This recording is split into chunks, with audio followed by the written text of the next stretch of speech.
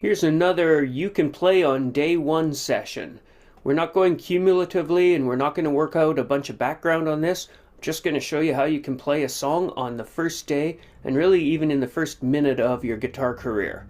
We're going to play Tulsa Time by Eric Clapton. This is a version with Sheryl singing. We're going to use this C chord and this G7 chord.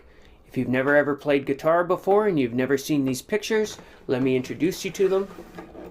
This is an image of your guitar if it were standing in front of you. This open means we're going to strum and hear this open first string.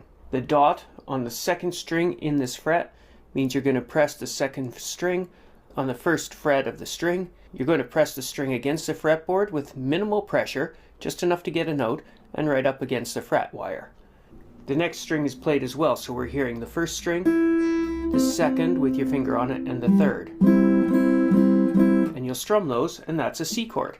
These X's mean these three strings we're not playing.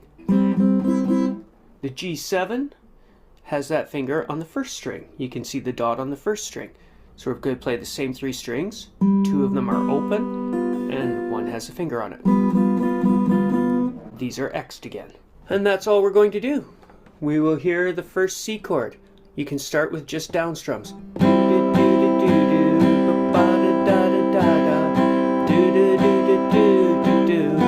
G7. Da da da da da da ba da da da da da do da do do do do. Back to C. You can play any rhythm. When you play along to the song, you'll have a different beat. 1, 2, 3, 4.